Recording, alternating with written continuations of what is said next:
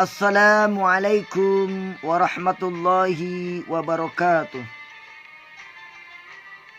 Alhamdulillahi rabbil alamin. Wabihi nasta'in ala umuri dunya waddin. Wala hawla wala quwwata illa billahil aliyyil azim. Puji syukur kehadirat Allah Azza wa Jalla yang telah memberikan kita kehidupan di dunia ini. Salawat serta salam semoga dilimpahkan kepada junjungan kita Nabi besar Muhammad Sallallahu Alaihi Wasallam. Para pendengar yang dimuliakan oleh Allah, para pemirsa yang berbahagia, saya memberikan tausiah ini bukan berarti menggurui kalian semuanya, tetapi hanya sekedar mengingatkan, karena Allah berfirman dalam Al-Quran, fadzakir fa inna dzikra tanfa'ul mu'minin. Berilah peringatan karena sesungguhnya peringatan itu bermanfaat bagi orang-orang yang beriman. Mengutip dari firman Allah tersebut, marilah kita bersama-sama mempersiapkan diri, meluangkan waktunya sejenak untuk mengisi hari-hari yang dimuliakan oleh Allah ini, yaitu bulan Ramadan. Di mana bulan Ramadan disebut juga bulan pendidikan atau bulan tarbiyah. Karena itu pendidikan di bulan Ramadan harus tetap berjalan, meskipun melalui media YouTube. Salawat serta salam semoga dilimpahkan kepada junjungan kita Nabi besar Muhammad Sallallahu Alaihi Wasallam. Bulan Ramadan juga tersebut dinamakan bulan ibadah. Ibadah adalah segala sesuatu perbuatan yang diridhoi dan dicintai oleh Allah Subhanahu wa taala. Di mana setiap perbuatan yang baik harus diniatkan hanya mencari ridho Allah Subhanahu wa taala. Para pendengar yang dimuliakan oleh Allah,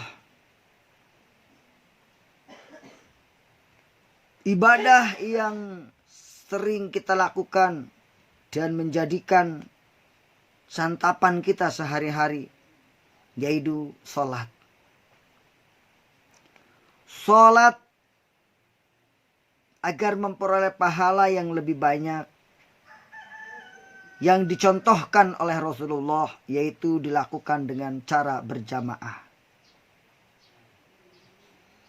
Apa itu sholat berjamaah? Yaitu sholat yang dilakukan, yang dikerjakan bersama-sama.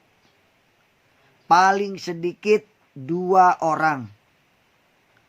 Dan paling banyak tidak terbatas. Di antara 2 orang tersebut atau sekitarnya harus ada yang menjadi pemimpin sholat berjamaah. Itulah yang disebut imam. Dan yang lain yang mengikuti disebut makmum. Nah, pahala mendapatkan 27 derajat ini hanya bisa diperoleh dengan berjamaah. Nah ini. Sholat berjamaah hukumnya memang sunnah muakkad. Artinya sunnah yang sangat dianjurkan. Kecuali dalam sholat Jum'ah. Hukumnya wajib bagi laki-laki dan dilakukan sendirian disebut munfarid. Jadi sholat yang dilakukan sendiri disebut munfarid.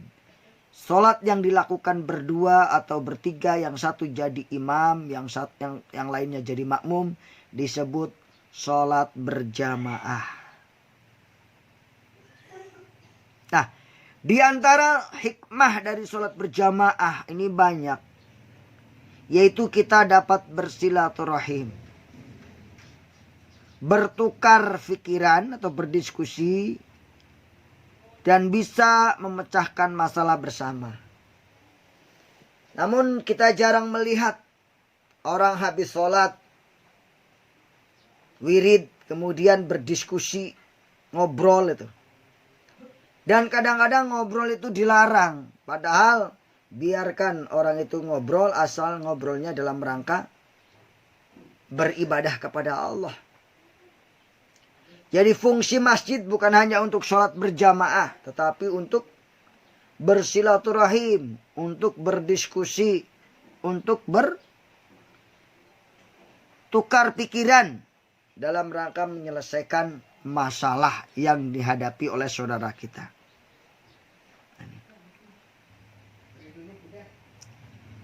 Sholat berjamaah, di mana kita harus lakukan sholat berjamaah? Sholat berjamaah bisa dilakukan di rumah. Ayah sebagai imam, anak-anaknya sebagai makmum. Sholat berjamaah juga bisa dilakukan di masjid atau di musola. Itu jauh lebih baik. Nah ini, bagi laki-laki tentunya. Sholat berjamaah dilakukan paling sedikit 2 orang, yaitu satu jadi imam, lainnya jadi makmum. Nah ini. Nah, sepulang dari masjid diharapkan habis sholat itu bahagia gitu. Kenapa? Karena bertemu dengan teman atau bisa memecahkan masalah. Namun ada beberapa hikmah daripada sholat berjamaah jika kita mau kupas satu-satu. Yang pertama, meningkatkan disiplin. As-sholatul jama'atu tarfa'u disiplin. Nah, sholat berjamaah itu meningkatkan disiplin. Kenapa? Karena orang tidak akan bisa sholat berjamaah kecuali dia telah mempersiapkan diri. Jadi sebelum waktu masuk sholat, 5 menit atau 10 menit sebelum masuk sholat, orang yang mau berjamaah itu sudah datang ke masjid atau ke musola. Dan itu harus dilakukan terus secara disiplin. Yang kedua, mempererat persatuan dan kesatuan umat Islam. Insya Allah dengan berjamaah, kita akan menjadi kuat dalam persatuan dan kesatuannya. Makanya manfaatkan sekali kalau kita berjamaah untuk saling menyapa, saling bertegur gitu. Yang ketiga, sholat berjamaah juga bisa menumbuhkan rasa sosial dan hidup bersama. Nah ini. Jadi timbul rasa sosial, hidup bersama. Kalau ada yang tidak sholat ditanyakan kenapa dia tidak sholat berjamaah. Barangkali sakit kita kunjungin. Begitu seharusnya. Sholat berjamaah menimbulkan kasih sayang. Dengan sholat berjamaah akan timbul kasih sayang. Tidak saling membenci tapi saling menyayangi. Nah ini.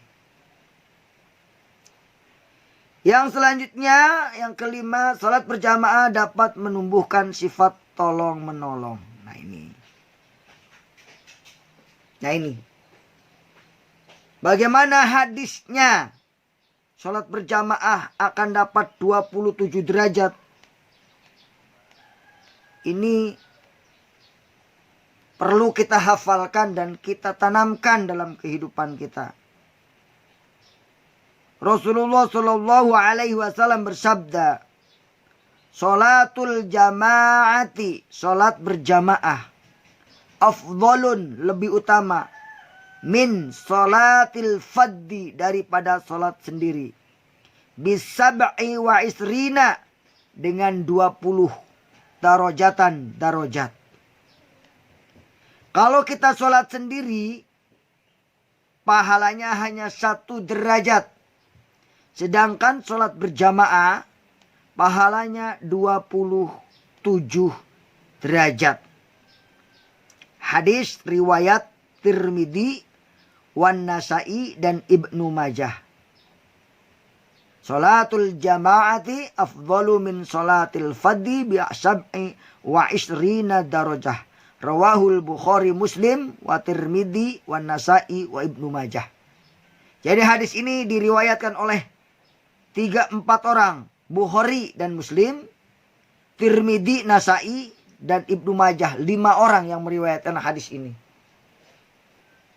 Jadi kita jangan ragu-ragu dalam melaksanakan ibadah yang disebut dengan sholat berjamaah. Nah ini. Para pendengar yang dimuliakan oleh Allah Subhanahu wa Ta'ala,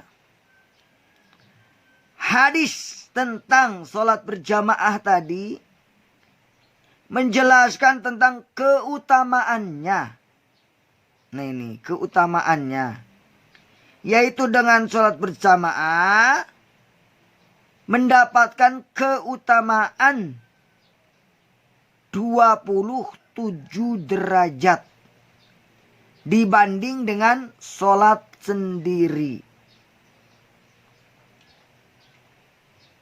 Nah, sholat sendiri mendapatkan satuan, yaitu 1 derajat. Sedangkan sholat berjamaah mendapatkan puluhan, 27 derajat. Puluhan dan satuan. Luar biasa. Maka, wahai para bapak, jangan diam aja. Ayo, ajak anak kita sholat berjamaah. Wahai para bapak, jangan di rumah aja. Nanti kalau bapak sudah meninggal, apa yang bapak wariskan kepada anak-anaknya? Selain ibadah yang baik. Mewariskan rumah nggak ada. Mewariskan tanah tidak banyak. Mewariskan mobil tidak ada. Masa mau mewariskan perdagangan dan harta benda? Itu akan habis. Dalam waktu sekejap bapak meninggal, ibu meninggal. Jika anak tidak diwarisi dengan akhlak, dengan sholat berjamaah, maka habis itu. Rugilah jadi orang tua yang tidak pernah mau mengajak anaknya sholat berjamaah. Gak mau mencontohin anaknya sholat berjamaah. Ngapain aja bagi orang tua? Masa hanya memberikan makanan saja kepada anaknya. Makanan anak itu ada 3, Bapak Ibu. Makanan rohani, harus dididik dengan pendidikan agama. Makanan jasmani, diberi baju, diberi rumah, diberi tempat, diberi makan, dahar. Nah, itu. Makanan pikiran, yaitu diberikan ilmu pengetahuan. Itu. Jadi harus memberikan makanan kepada anak kita secara sempurna. Bukan hanya jasmani saja, tapi rohaninya dan pikirannya tidak diisi. Nah ini.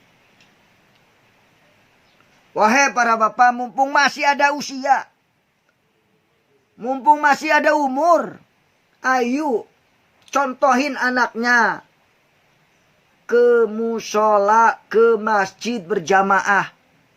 Berangkat rumah kunci. Kalau takut ada yang mencuri, serahkan sama Allah. Rumah kunci, kita berangkat ke musola, ke masjid. Berjamaah, ajak anak kita baris di samping kita atau di belakang kita. Kasih nasihat, jangan ribut kalau lagi sholat. Nah ini. Khairul waros, sebaik-baik warisan adalah akhlak dan ilmu. Warisilah anak-anakmu dengan akhlak, dengan ilmu, dengan amal soleh. Jangan dicekokin anak kita dengan harta. Harta mah habis kalau kita mati. Harta yang kita tinggalkan akan menjadi perebutan dan akan cepat habis, Bapak Ibu.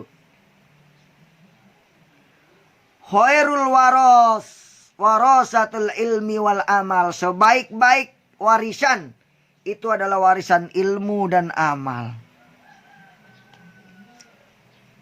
Para pendengar yang dimuliakan oleh Allah Subhanahu wa ta'ala. Jadi jelas sungguh merugi orang-orang yang tidak mau mengajari anaknya untuk sholat berjamaah.